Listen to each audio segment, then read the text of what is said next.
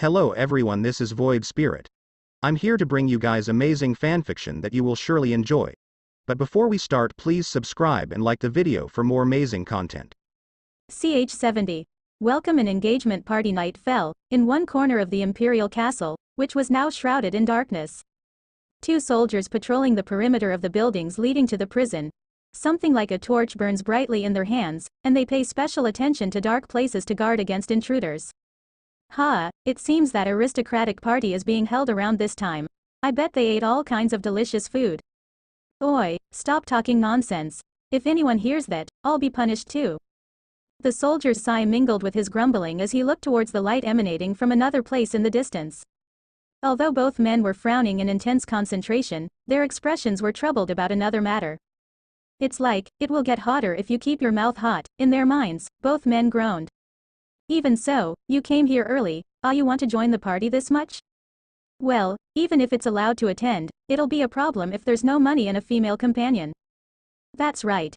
After eating and drinking, they'll play with the ladies until morning. It's like heaven. Instead of pointless patrolling. I want to cuddle women. The rabbit woman looks good. You like rabbit human women, don't you? Even though the other demi-human women have a good figure, the only thing you think about when you go to the brothel is the rabbit human. That's because they're the best when threatened. Their cries are soothing. What a sick hobby. What are you talking about? Don't you think the rabbit people always give out auras? Please make fun of me. I'm just fulfilling their wishes. You even played a lot of them at once. Can't be helped? Their cries are really beautiful. The two guards looked at each other with amusement and began to laugh crassly. In the Empire, demi-humans were seen as tools of unchanging truth. They can relieve stress and satisfy desires with a variety of tools. So, although these two are special cases, if you don't take into account their sadistic blood, it can be argued that it is natural that all Imperial soldiers tend to humiliate their partners. Then, at that moment, a soldier cried out and made an expression as if he had just seen something strange in the dark corners of the buildings. Oi, just now, there was something. What? While holding the torch in front of him, the soldier walked toward the hidden corners of the buildings. The other soldier also followed while suspiciously calling out to him. He began to say, "Who's there?" But there was only a gap between two buildings that barely fit one person in. He turned the torch toward the opening. However, there was no shadow that he saw just now. Am I seeing things? He muttered and let out a sigh. Then, he turned his head to look at his comrades with a wry smile. Excuse me, I was second. Oi, Maul? Where are you, Maul? His comrades weren't there, rolling around on the ground with only the torch that the other man was holding earlier. Where did he go? He glanced around, however, there was no one in sight. Then he felt a chill run down his spine. Fear began to rise in his chest. The soldier picked up the torch he accidentally dropped due to his ignorance and kept calling his comrade's name. Oi, Maul. Don't joke, girl. Gu. At that moment, without a sound, two arms reached out from the gap between the two buildings that had clearly been empty just now. A hand clutching the cold black blade that even sucked in light, reached out from the darkness. At the same time, one arm caught the soldier's mouth, and the other plunged the blade into the medulla oblongata of the guy. In the blink of an eye, the convulsing soldier's body slowly relaxed and the strength left him, then his body was pulled by two arms into the darkness. And before anyone noticed, the torch he was about to pick up evaporated, leaving only the warm evening breeze gently blowing. A small whisper from the darkness carried through the wind. HQ, this is Alpha.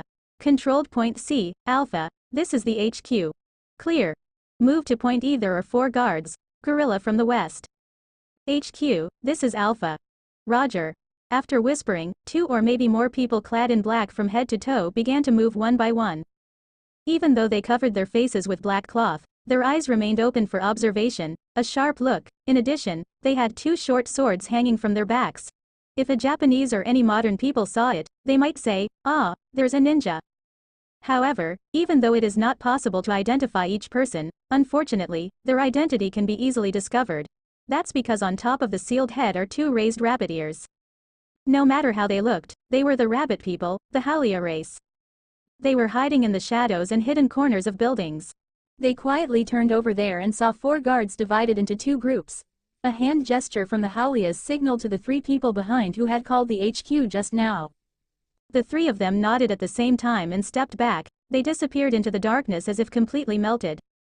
After a few seconds, from the direction of the designated location, Chica, a soldier's line of sight suddenly changed direction, and the light flashed. They didn't even enter the guard's line of sight, but at the same time, in the blink of an eye, a Haulia unlatched a small container. Inside it is a green light stone, which can be used as a stun bomb. The Haulia saw the signal to start moving while gesturing to the two people behind him. The two soldiers lost track of each other, they covered their presence and quickly closed in. One covered his mouth and arrowed the soldier while the other stabbed into the man's medulla oblongata, and the other also stabbed the soldier's kidney. The other soldier while simultaneously restraining him with one hand and knocking him to the ground. The other person picked up the torches that the soldiers dropped, extinguished it, and confirmed that there were no traces left. Then they quickly dragged the bodies into the shadows of the buildings. However, as expected, after a while there was no movement from the other two. The remaining two guards shifted their sights. Two of their comrades were no longer there. Not even the light of the torch, just darkness. Where are you? The two soldiers looked on with suspicious expressions and saw a dark figure moving slowly in the darkness. Looks like something big is being dragged away. What is it? It's dangerous. One soldier reached for the siren hanging from his neck. In the next instant, a knife was thrust into the soldier's neck, and without even a second for him to feel pain or scream, his consciousness faded into endless darkness. The guy next to the whistle-bearer suffered the same fate. At the same time, their torches were extinguished and their bodies were dragged into the darkness of the buildings. Currently, similar assassinations were taking place all over the imperial palace. Many sentinels in pairs or more have experienced the permanent separation of their souls from their bodies. Soldiers sleeping in the barracks have been drugged in the sea of trees. Even if the siren sounds, they will sleep until morning and their health will be restored. The waning moon in the sky gradually turned dark. It's a wonderful moon. It seems to appear on the second day of the new lunar month with another name called Futsukazuki, sometimes hidden, sometimes visible. It was the devil's smile. Those who submit to the powerism that rule all and trample the weak, seem to be completely mocked by the moon looking down on them. *******. HQ, this is Alpha. Controlled for the H4 score. HQ, this is Bravo. Controlled all at point J. HQ, this is Charlie. Finished dispersing anesthetics into the barracks. HQ, this is Echo. The prince, the crown prince, and the two princesses have all been arrested. At the flashy banquet hall, Hajime and Rimuru had absurdly unusual smile on their face and was talking to an imperial noble. Then they heard Haula's report passing through their head one after another. The banquet hall is quite large, many places are decorated splendidly. It was set up buffet style, with hundreds of dishes and desserts laid out on a long table covered with white linens, and skilled, dapper waiters walking about while elegantly serving glassware for guests to drink. All the people attending the party were the elite of the empire. Can only be seen people wearing elegant clothes with the bold, seasoned atmosphere of politicians and soldiers, military people who take on a proud appearance because of the principles they worship. The military only stood there timidly, able to see that the soldier possessed a higher status. Rimuru and Hajime were conversing with the soldiers. After all, both of them are considered the apostle of God, and are in the party of heroes. To most people, they are strong people who participated in the conquest of the great Orcus labyrinth. A force necessary for this world. Power seems to be the default existence that attracts the interest of the people. Surname. Of course, there is also the implication of wanting to create a good personal relationship with them. It must be said first that the people who were conversing with the two brothers had no secret motives at all and seemed to focus their interest on the girls who were standing next to them and hadn't left half a step since the party started. Apparently, they had glanced at Chloe and the girls who were standing behind Rimuru while talking to him. The same goes for you and the others that are on Hajime's side. However, it's just too absurd. This was the party to welcome Princess Liliana, which was also her engagement. The presence of Chloe, you, and the others rather than the splendid flowers decorating the party, it felt like they were the main protagonists of the party. Shia wore a short dress that showed off her slender and beautiful legs.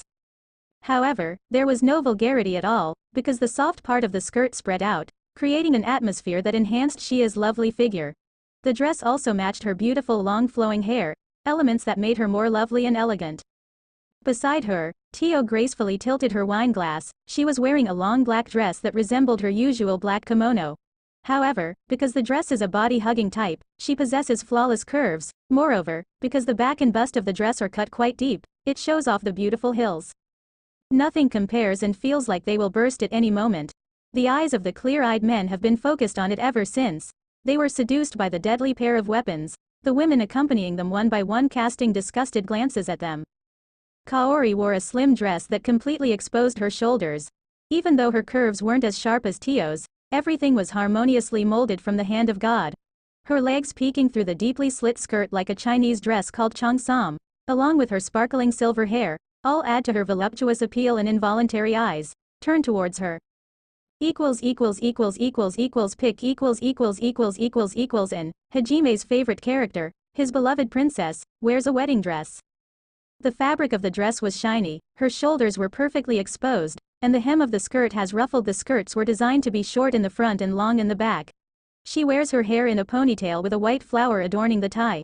She is the least exposed person, but her white neck and cherry-colored lips dotted with red lipstick attract a lot of eyes, and her eyes are sparkling and hidden in them the heat, which is stimulating. Irresistible male lust. As always, Yu's charm came from the gap between her childish appearance and the enchanting atmosphere that had been enhanced several times by her. Sakura wears a pink dress with 3 bows on her hips, and her pink hair match perfectly with her dress. It also brings up her charm to the next level. Sakura pink dress Seal wears a red dress with long fur on her back. It also had white decorations on the side of her hips that exposed her legs. Seal uses Shizu's look just show how beautiful she is while wearing a dress. Seal pick Chili Chloe wears a white dress that shows her slender body figure and brings out her charm. Chloe pick Hajime and the other Rimuru use for Chloe Yu and others to finish changing, but, when they entered, it couldn't be helped that the minds of the two brothers were stolen by their absolute charm and they were completely dumbfounded. Especially Hajime was completely glued to Yu. Anyone who saw him now knew that his heart was completely stolen by her. Yu also understood that. She looked into Hajime's eyes with a bright smile. Meanwhile, Rimuru is having a nosebleed because of the beauty of his fiancée. And he praises them and kisses them. Meanwhile, Hajime rushed over and hugged Yu tightly and kissed her passionately. Now both men and women in the room were dumbfounded. But the reasons were different. After that, they forcefully separated Hajime and Yu, who were stuck together, which later became known as the event. Hajime's mind was blown away. Do you know whose engagement party this is? Nay, you know what? By the way, Akame, Shizuku, and Suzu also dressed up, and they were also gorgeous that can stand alongside the daughters of imperial nobles. Even so, Rimuru Dono and Nagumo Dono's comrades are all beauties. That's right. I'll invite one of them to be my dance partner. HQ, this is Delta. The detonation points are prepared. HQ, this is India. Controlled point M. With the half-hearted words of the imperial nobles, the two brothers smiled at them as they heard the telepathic reports that reached their ears, and the entrance of the lobby began to heat up. Looks like the time has come for Princess Liliana and Prince Bias to begin the procession. A person who looked like a politician loudly introduced the appearance of the two. Zawaa. The figure of Liliana in a dress that appeared at the entrance was open to its full extent, and the people in the hall let out a cry that was a mixture of surprise and embarrassment. It was because Liliana was wearing a jet black dress that seemed to put out all the lights. Normally, considering Liliana's appearance and the content of the engagement party, a light-colored dress would be more appropriate. Because of that fact, I'm here to mess up. This emotion showed on her innocent face. The dress is jet black as a wall that Liliana had erected. Her fiancé Prince Bias too, with a slightly sour expression, as if he had just chewed on a bug. No matter what it looked like, this was not a happy picture of a couple getting married. When the banquet hall began to fill with applause, it was a very complicated atmosphere. Just like that, the two walked up to the podium. The chairman allowed the ceremony to continue even though everyone was still confused. Looking at Liliana and Bias's appearance, Kaharuto almost burst out laughing as he greeted them, and music began to circulate in the lobby. That was when the circle dance between Liliana and the guests began. Elegant tunes resounded in the lobby, sweeping away the previously suffocating atmosphere. In the middle of the hall, the male side began to take out flowers and dance freely. Although completely forced, Bias and Liliana also danced. Liliana's facial expression changed mainly based on the atmosphere. Even if Bias approached, she kept a small distance from the music. Like that, when a piece of music ended, Liliana quickly moved on to the next person in the dance circle. Bias had an angry expression on his face, but he needed to continue maintaining the circle, in a state where he was delicately wary of his crotch. Actually, just waking up a few minutes ago, he didn't have time to question Liliana about what happened before the party started and no one else knew what happened. For some reason, his little boy no longer felt anything, feeling restless and angry because there was nothing he could do right now but follow Liliana when nothing could be done. Anyone else knows anything? HQ, this is Romeo. Controlled point P. HQ, this is Tango. Controlled the R point. How should I put it, it doesn't look like Lily at all. She often hides her intentions. Kaori mumbled as she saw Liliana replying to her greeting casually without even smiling. Ma, things like impossible huh? Haim-san must have a lot to consider. Yeah, he sure does have a lot of things to consider, Rimuru replied. Many things. You and the others began to feel confused by what Hajime said. Nagumo-kun, did something happen to Lily? Oi, Yegashi, what do you mean by that? Shizuku was wearing a long red dress and looked suspiciously at Hajime. Because, Lily is showing that kind of attitude in public. If something crazy happens, it must be Nagumo-kun's or Rimuru-kun's fault, right? That's already the rule for everyone. What's happened up until now? The truth is, you seem to know something. Oi, leave me out of this will ya? Rimuru said to everyone as he continues to enjoy the party with his fiancée. TCH, it's hard to refute. But, I didn't do anything this time. It's just, I happened to save Haim-san when she was about to be raped by the next prince. Hajime said. Is that so? Lily was raped. What? Wait a minute, Hajime-kun. What did you just say? Everyone in the group looked at Hajime and surprised Rimuru, and the others are not excluded from the surprise. From the moment the dance started, a lot of troublesome guys came to invite you and the others to dance. Although you and the girls had no interest in dancing with anyone other than Hajime, currently, they were all chased away by Hajime's suppression. Elsewhere, so only you and Shia were around him. Rimuru gives deadly glares to the people who wanted to dance with his fiancée as if saying, dare to approach and you will be dead, which lead to other guys backing away. Also Chloe, Seal, and Sakura have no intention of dancing with another man except for Rimuru. And Shizuku was just enjoying being beside Rimuru. Kuki was forced to dance with the ladies and was dancing desperately since he did not know of it, while Ryotaro was just eating intently. Suzu danced with an old dandy with a echo. Akame is also eating next to Ryotaro, but she didn't talk to him, instead just looks at where Rimuru is. Do you like him? Ryotaro asked Akame. What? Akame replied, averting her eyes to look at Ryotaro. Well, I mean, you look at him that way and you didn't realize that your face is all red. Akame, hearing Ryotaro's words, became even redder and she tried to compose herself but failed miserably. You should just be honest with your feeling. I know it's weird that these words are coming from a guy like me, but I'm not stupid about love, you know, Ryotaro said, and for once in a while he isn't the muscle brain. Do you also love someone? Akame said. Well, I do like someone, and once all of this is over I'm planning to confess, Ryotaro said as he looked at Suzu. Then I'll cheer for you, Akame said. Yeah, I'll cheer for you too. And those a friendship was created between the two. Back to Hajime and the others. Everyone heard about Liliana being raped and Hajime, who wanted to escape from Kaori, and Shizuku asked you to dance. That's why. Do you want to dance? I'm honored. Wait a minute, Nagumo-kun.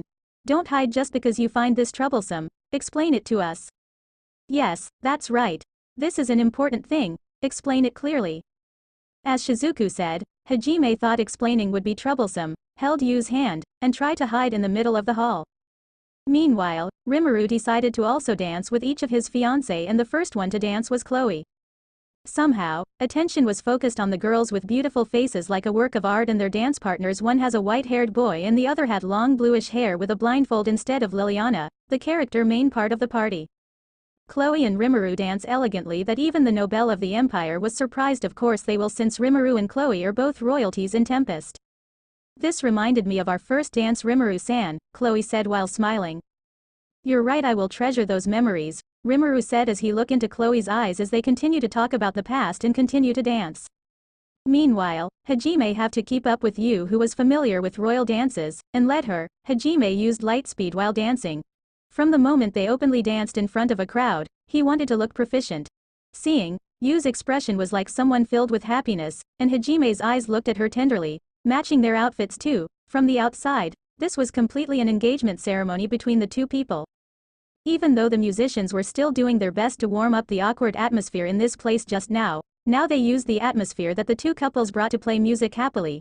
At that time, the center of the dance floor was Rimuru and Chloe and also Hajime and Yu. All of them focused their gazes on the four happily dancing around. Looking at the four, Liliana smiled faintly, and there lies the color of jealousy as well.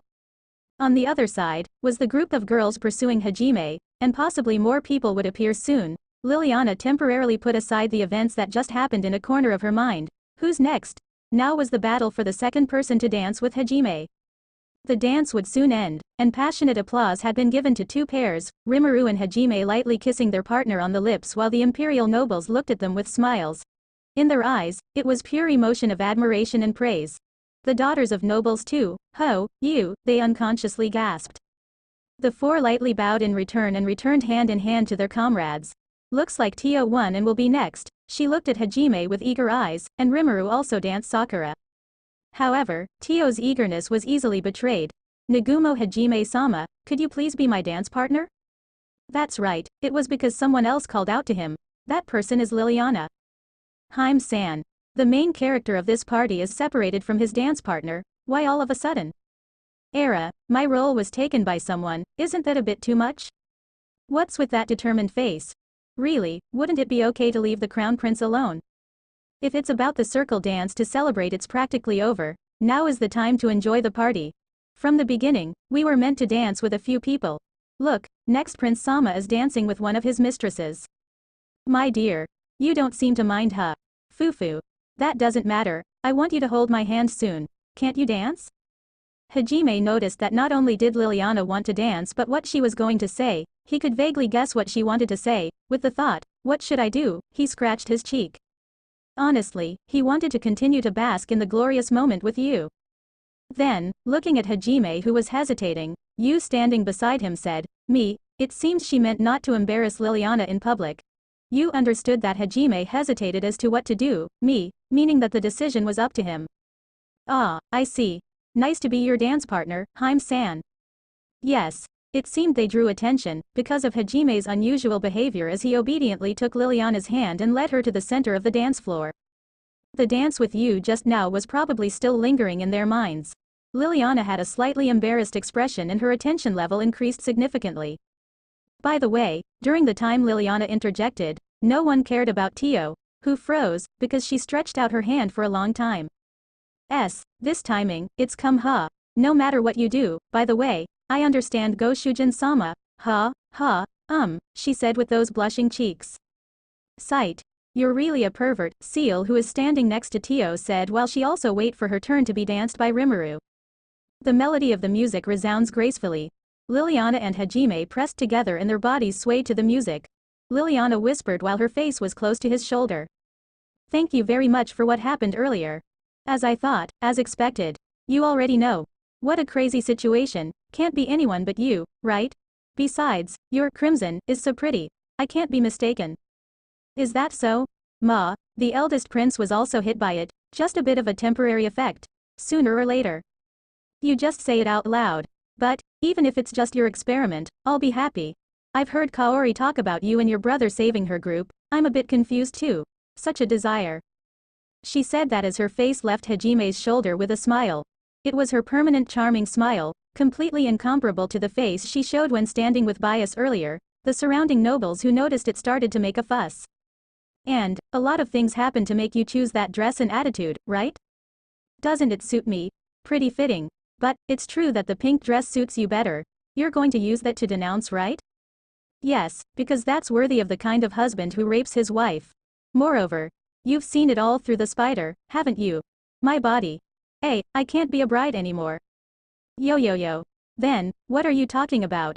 Hajime looked at Liliana who was burying her face in his shoulder again and pretended to be depressed. Although it's just a whisper, don't say such rare things here. Besides, weren't you too close to him just now?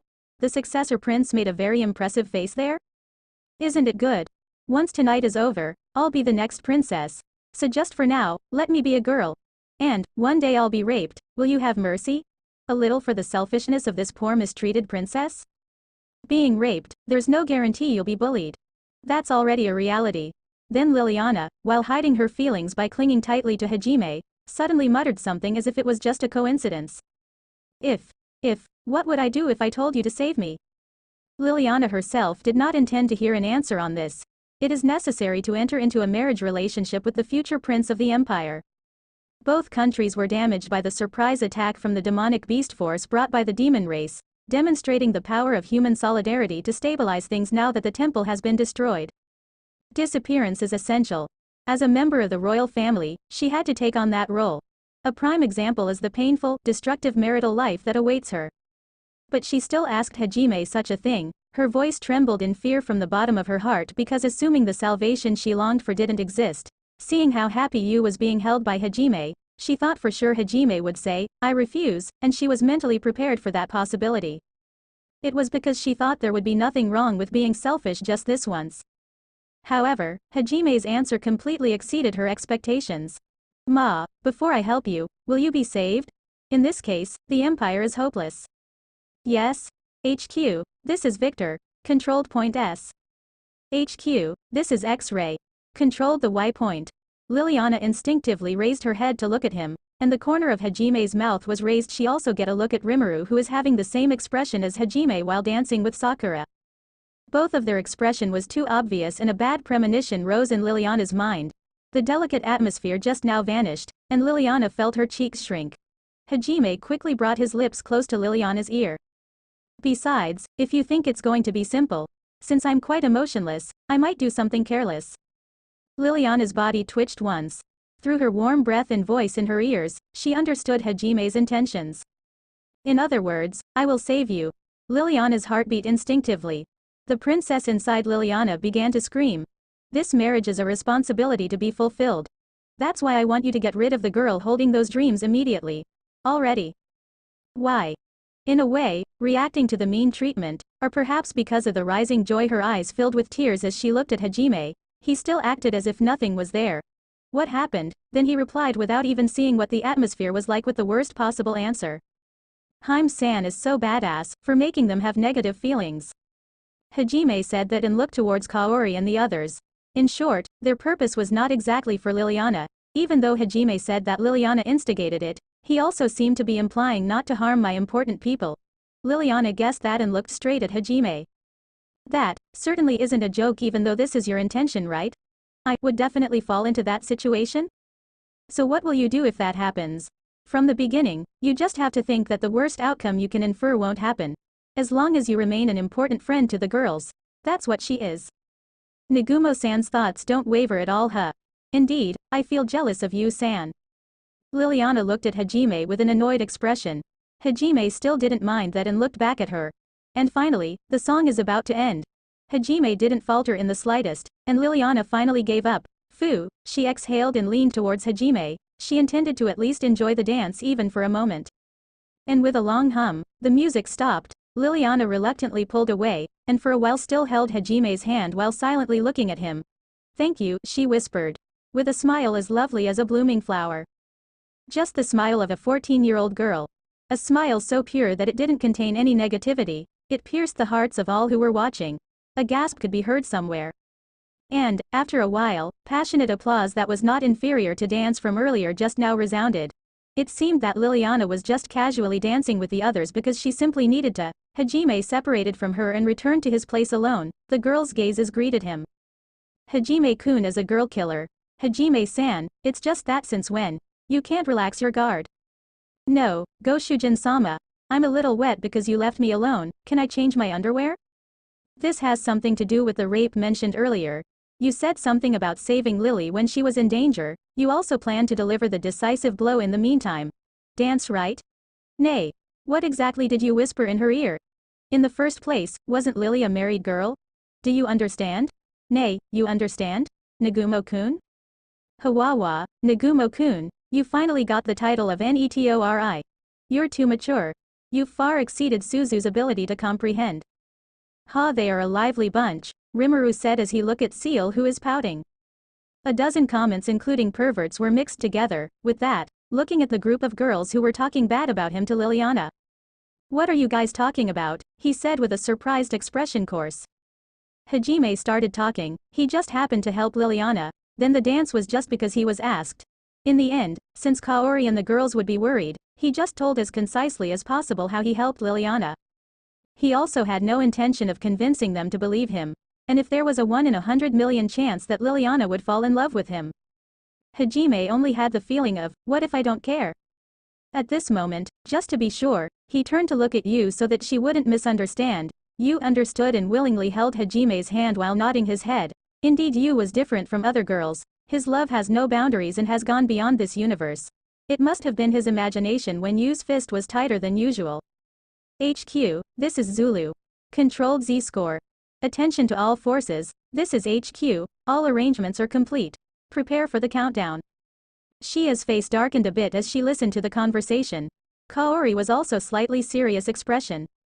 Rimuru and the other girls just smiled and ready themselves for the show. Shizuku and the others were not given telepathic stones, only looking at the two girls with suspicious expressions. On top of that, Gaharuto stepped out of his seat, stood in front of the stage and kept looking at Rimuru and Hajime and the others. Looks like it's time for him to speak and toast. Now then, first of all, let me express my joy that everyone has come to celebrate Princess Liliana's visit to our country and also my son's marriage ceremony. There have been quite a few unexpected things all of a sudden, and they've really turned into a fun event. Then Gaharuto turned his gaze full of meaning to Rimuru. Rimuru pretended not to know. Gaharuto's expression seemed to realize that and became even more amused.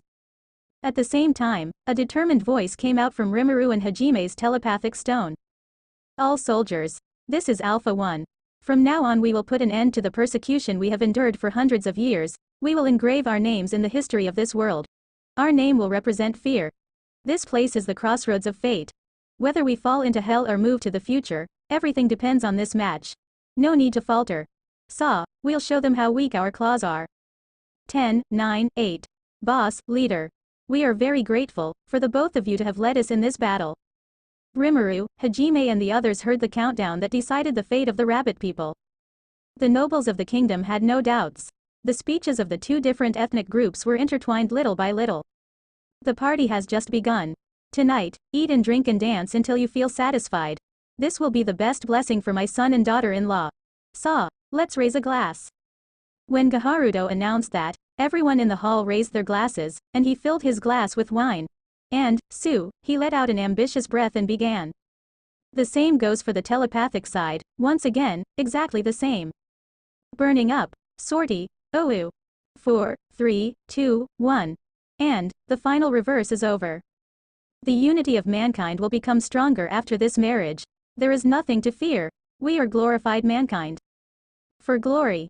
0. Pray for our luck on the battlefield. And at that time, all the lights went out and the banquet hall was engulfed in darkness. CH71. Hauria vs Empire, Part 1. What happened? What's with this? The aristocrats of the Empire who were suddenly deprived of one of their senses shouted out angrily in a shaky voice which contained confusion and unrest. Don't panic. Use magic to create light Ga. What's wrong Gya? What happened Gu? A relatively calm person tried to create a sphere of light while giving out instructions to others to secure their vision. However, the sound of a scream and something falling down happened right afterward. At the same time, the confused aristocrats all began screaming one after another. The place soon sank into confusion once again. Especially, the mademoiselles who completely fell into panic and began running around blindly. The sounds of collisions and people falling resounded out rapidly from various places. Calm down. Can you bastards still call yourselves soldiers of the Empire? Gaharuto's voice filled with ambition resounded throughout the hall in the darkness. With the loud scolding voice, the aristocrats who started falling into panic and screaming due to the darkness stopped. However, HYU, Kai, sneaking around so annoyingly. Countless arrows came flying toward Gaharuto from the darkness. With short notice, a surprise attack of arrows that held amazing speed and power attacked Gaharuto from all directions. Moreover, it was pulled off with exquisite timing. Being bombarded with incredibly accurate arrows was a bad position to be in. With so much flying towards him, Gaharuto had no choice but to be pushed into a one-sided defensive battle. He couldn't afford to give out instructions to recover the situation anymore. Still in the pitch-black darkness, while fending the blows with the ceremonial sword, he could only grasp where the arrows were coming from due to the noise of them cutting through the air. The noise surrounding Gaharuto began raising roars. Jin! Jin! Jin! The sound of metal colliding resounded out. The sounds of people's screams resounded one after the other while collapsing. Due to Gaharudo's scolding, people who regained their calm created fireballs to act as a light. They called out to the guards loudly while looking around their surroundings with fierce expressions. Something like a black shadow zinged by on the edge of their sights. It traveled quickly as if slicing through the wind. Who or why Gabu? Immediately the aristocratic man tried to shoot a fireball toward the shadow. However, the shadow that dashed out from the darkness dressed in black immediately pulled out a small black sword that completely blended in with the darkness. As if it was a joke, a head was mown down instantly. Pawn the head flew through the air and rolled around on the ground with vivid sounds. The head had a blank face. It seems he didn't notice that he was no longer connected with his body. Before anyone noticed, all fireballs which were illuminating the surroundings had disappeared and the only color left was the darkness. The aristocrats and mademoiselles gathered towards the people who created fireballs like moths being provoked by the light. They managed to catch a glimpse of the shadow's usamimis immediately before the fireball was extinguished.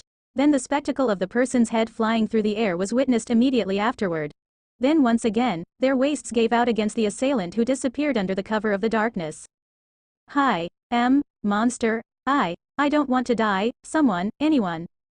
Most of the people unable to stand up were the mademoiselle and civil officers, and quite a few of the military officers as well too. Their minds couldn't endure the darkness which was equivalent to the death god's sickle in the assailant's existence which appeared right in front of their eyes. As such, without exception, without being able to do anything, and while doing nothing, the tendons in their hands and feet were cut by the person dressed in black soundlessly. They fell laying on the ground screaming in pain.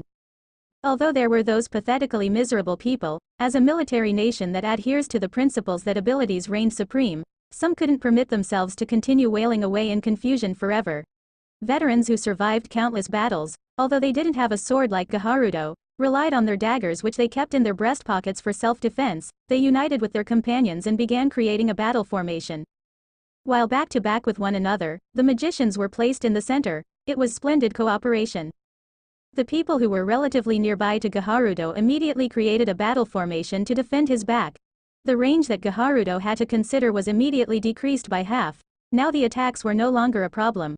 Gaharudo began chanting while knocking down dozens of arrows to the side. A bit less than 10 fireballs were produced in an instant and shot out at surprising speeds. They spread out throughout the hall and began to brighten up the darkness. Begin the counterattack. Though it was Gaharudo yelling out threateningly, immediately afterward, a lump of metal rolled around in front of him. What is this? The man who serves as Gaharudo's aide moved in closer to check out the object's purpose with suspicion. It wasn't only him though. Others who secured their light source in different areas were the same. Gaharudo had a severely unpleasant premonition. He immediately yelled out in a controlling voice. Stop. Don't get close. Although the aide who heard Gaharudo's words reflectively tried to leap back, that action was meaningless judging by the effects of the lump of metal. That was proven in the next instant. Kian. All of the sudden, just when you thought the lump of metal popped, intense light surged out and an immense sound indiscriminately violated the surroundings. You. What is? The moment the light burst out, Gaharudo shut his eyes and covered his face with his arms. He wasn't able to completely block out the surprise attack. Although his eyes were shut tight, he still couldn't see temporarily. He also lost his hearing due to the severe ringing in his ears as well. And, the Haulia assailants couldn't overlook this golden opportunity. The Haurias dressed in black rushed forwards with exquisite timing and immediately came within the target's bosom while they killed off their presence. Then with one spark from the small jet black sword, a second spark emitted again. With two of their senses taken away from them, the tendons in the officer's hands and feet were easily cut without any kind of resistance. The aides screamed in pain as they fell and lay on the ground. Immediately, their tongues were torn through by a knife. The purpose was to restrict them from chanting. Several people prostrated themselves in the same manner in various places, bleeding on the ground with the tendons in their hands and feet cut from their mouths. People who tried to fire off big magic were mercilessly beheaded. Meanwhile, Jin, the sound of metal clashing resounded out. Surprising, it was Gaharudo who had lost his sight and hearing. He was able to slash back at the two Haruya tribe members who killed off their presence to the utmost limit. The two Haura members which were attacking opened their eyes wide in surprise at this demonstration. Did he feel their unrest in that instant? Taking advantage, and with fighting spirit, Gaharudo generated a shockwave by using quake legs. The two Haulian whose stance was broken instinctively let out a groan, and Gaharudo accurately sliced sideways toward the side of the two people as if his eyes and ears weren't damaged at all. Scatter and disperse. Wind wall. The two Haulian members were pushed aside by the sword's destructive power as they were just barely able to receive the attack with their small swords. A terrific barrage of arrows was shot at Gaharudo, and with the wall of wind, which only took 2 words to cast, all of the trajectories of the arrow was easily averted. Shoot out. Flame bullet. The magic was once again duplicated. 10 flame bullets were produced, which were stronger than the fireballs from before. It shot back towards the trajectory at which the arrows had originated from when in contact with the wind wall.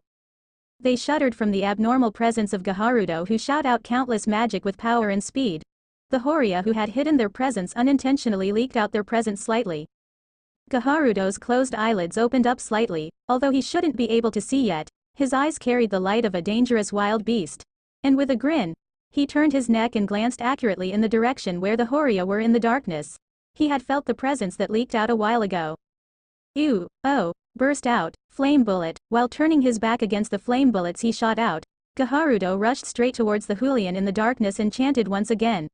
Immediately, the flame bullet in the back flew towards the ceiling of the party hall and exploded loudly with a roar. The Haulian who were on the ceiling providing support with their crossbows quickly withdrew to evade the flame bullet, but because the flame bullet exploded, it wasn't possible to completely dodge it due to the heat wave generated that scattered widely. At the very least, the places which were used as scaffolding were collapsing down. In the little time before they managed to reach the next sniping point, the support cover has completely ceased. Dancing wind. Carry out my will, sound of wind. Gaharudo cast his next magic in that time frame. Supplementary magic, sound of wind, from the wind system. It interferes with the surrounding air and amplifies sound. It's a magic that allows small sounds in the distance to be heard.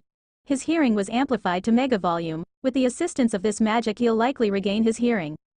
Certainly, it could be said that this was the magic version of the skill presence perception when applied. Though I say that, the accuracy decreases because they're being perceived through hearing only. Concentration was required to make sense of what's heard, due to that it's unsuitable magic to be used during the proximity of battle.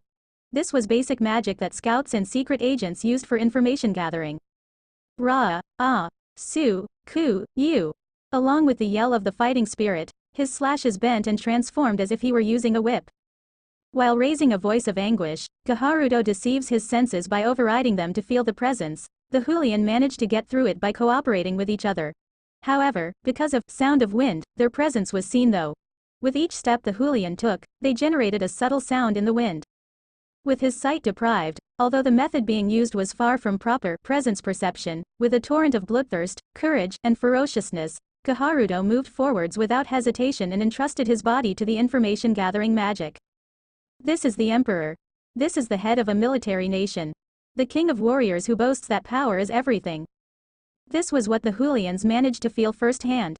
However, everyone had a ghastly smile on their lips that was far from shrinking away. The eyes that pierced through the masks shone ferociously in glare. A heavy thirst for blood surged out from each and every one of them. If they couldn't hide their presence, then they'll just cooperate and bring him down. As if announcing that, the Haulian began to move as if they were all one creature. Kukuku, you're giving off quite a good thirst for blood there. Nah, Haulians. The cooperation attack was on a level that wouldn't be an exaggeration to say that it exceeded the techniques based on hit and run from all directions pouring in.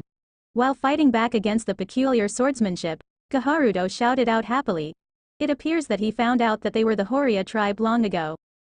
Even though they heard Gaharudo's shout, the Haulian was silent. They only single-mindedly released their murderous intent. You guys won't let out shocked voices. Judging from his words, as expected, only his sense of hearing has recovered a little thanks to the magic. Towards Gaharudo's shout, the Haulians released an especially strong thirst for blood. While Cam was brandishing his 2 short swords, he replied while overflowing with murderous intent. Those are tasteless words on the battlefield. Survive if you can. Ha, just what I wanted. Sparks danced in the darkness and the sword swings became much more intense like a storm. However, the blades didn't reach either body.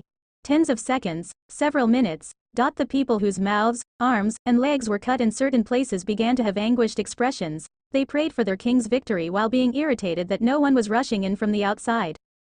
At the same time, they guessed that the assailants from the shadows were Usajinazoku due to seeing as the sparks were produced by the swords, towards that impossible scene in the unknown, they were desperately holding in the fear they felt. Then, at that time, their expectation was betrayed by the situation. What the? My body, Gaharudo suddenly began to stagger, and his movements rapidly dulled. As if saying, "We were waiting for this," the Haulian sprang from all directions. Although Gaharudo somehow managed to resist back, it appears that Gaharudo's oddness was assumed to happen from the beginning. An arrow shot out with exquisite timing and dug deeply into Gaharudo's calf. Gua. Cam wielded his small sword towards Gaharudo, who was folding from his knees. While blocking Gaharudo's sword with one short sword, the other was used to cut through the tendon in his arm. His sword finally dropped to the ground. Although Gaharudo tried to move instantly with magic, two of the Haruias blocked his way at that exact moment and wielded their small swords in confirmation of the battle still going on. They destroyed and blew away the magic formation and the artifact that was being concealed. At the same time, the remaining arm and leg tendons were cut. Severe pain was gushing out. However, Gaharudo didn't scream out. His body began to incline slowly against his will, and, dosha, it was the sound of his body falling prone on the ground. The party hall fell silent and no words were emitted. Though a few were physically unable to say anything due to their mouths being forced shut, surely, even if they could open their mouths, none of them would have been able to say anything. The emperor of the Holshire Empire was defeated. Even if their view was shut by darkness, they could tell. That fact, the shock was so huge it erased everything else from their minds. One of the Haulian tribe members approached Gaharudo, who was still laying on the ground, and for now, gave him medicine to recover his sight and hearing. This was done in order to negotiate about the future. A monster's paralysis poisoning was scattered here so that you'd stay in place. Damn it, were you aiming for that from the beginning? Gaharudo was removed from all magic formations and artifacts that were inscribed onto his clothing. When Cam told him the reason why his body was acting abnormally after restoring his sight and hearing, he cursed out at him. Light suddenly poured down over Gaharudo's head. It was due to one of the Haulian's equipments which acted as a flashlight. It shined down on Gaharudo as if it was a spotlight. www. What does this mean? This. Nyanyanya, Nyagumo-san, Rimuru-san. Just what? It's fine, calm down a little princess. Right now is the climax after all. With the tendons in the hands and feet cut, and clothes were torn up here and there because of the destruction of the magic formations, the appearance of Gaharudo being illuminated by the light appeared on the ground. With lots of agitation, Liliana's mouth closed and opened while shakingly asking Hajime and Rimuru a question who she assumed was the reason for such an event. During the attack, although Liliana was beside the crowned prince Bias, Hajime instantaneously retrieved her and returned to his original position. During the Haulian strategy execution, Hajime, Rimuru, and everyone all gathered in the corner of the hall so that they don't become obstructive. Kuki was frowning grandly as he noticed that many aristocrats were dead. Suzu, Shizuku, and Ryotaro fell silent with a difficult expression. This was the biggest chance of improving the demi-human standings. Because they understood this, they kept silent as the battle was deciding the Haulians' fates, though they still couldn't fully accept the tragedy that unfolded in front of their presence so easily. In the first place, there was no other choice but to just watch things happen. If they let out their emotions, any more than this is overdoing it, they'd be obstructing Cam. At that instant, they would be attacked in the back by a railgun or will be cut down with a black sword. Although Liliana was speaking loudly and shakingly in unrest, Hajime and Rimuru had Kuki well within view and consideration. Shizuku was thinking about what to do in the case that does happen. In another sense, cold sweat appeared more from Rimuru and Hajime's glances at Kuki than the Haruia's massacre. Rimuru is also on high alert in case Shizuku got attacked by the Imperial soldier. He will immediately protect the girl like the others on his side. Now then, Gaharudo D. Holshire, do you understand why you're still alive right now? You have demands, right? Just say them, and I'll listen. Points deducted. Gaharudo, know where you stand. The appearance wasn't seen, but the voice of a man echoed throughout the hall. Its true identity was Cam. Although Cam called out to Gaharudo, who was on the ground, from Gaharudo's insolent attitude, after several intervals, he gave out advice in a mechanical voice. And, the advice didn't stop at just words. Suddenly, the spotlight distanced itself from Gaharudo. There, with the tendons in their hands and legs cut just like Gaharudo, it was the appearance of a man whose tongue was torn to seal off chance. An arm extended from outside of the spotlight and was gripping onto the man's hair and forcing him to stand on his knees. In the next instant, the man's head, as if jokingly, was easily cut off. You bastard. Points deducted. Gaharudo instinctively raised an angry voice. The other survivors should have seen it perfectly from where they were at. Breathtaking screams could be heard. However, in a serene voice just like a machine was returned towards Kaharudo's attitude. Then, the spotlight once again moved to a different place, and that man was similarly beheaded. You, getting so carried, points deducted, was it an aid? The name of the man who was beheaded was called out. Although Kaharudo was cursing out, in return, the indifferent voice sounded out and another man was beheaded? While grinding his teeth tightly he fell silent. Kaharudo stared into the darkness with eyes that seemed to be able to kill a person with just a glare. Towards such Kaharudo, Cam indifferently talked anyways. That's right. Understand that your position has reached rock bottom. Judge quickly and choose your words wisely. Right now, the lives of all the people in this hall depend on your speech and behavior. Simultaneously with those words, a hand extended from outside of the spotlight and placed a necklace on Kaharudo's neck before he was aware. It was a thin chain with a bright red jewel attached to the tip. This is the collar of oath, Kaharudo, the oath which you'll pledge to from your mouth. This artifact will be holding your life as lateral. If it triggers even once, not just you, but anyone else who's connected with your soul throughout your life will die. If the oath is broken, naturally, you'll die. The implied meaning, all humans in the room have been secured. Cam informed him that all others have been forced to wear the same artifact. Kaharudo seemed to have understood and his expression twisted as if he was forced to chew 10,000 bitter worms and insects. The necklace artifact called Collar of Oath, that Cam placed onto Kaharudo's neck, the jewel and ore it was made out of was created through generation magic which infused spirit magic into it. According to Cam's words, it has the effect of making sure that the oath that comes out of his mouth stays carried out on a spiritual level. Specifically, the oath that is said will be directly engraved onto their spirit. If the oath is broken or the collar of oath is removed, their spirit itself will disappear.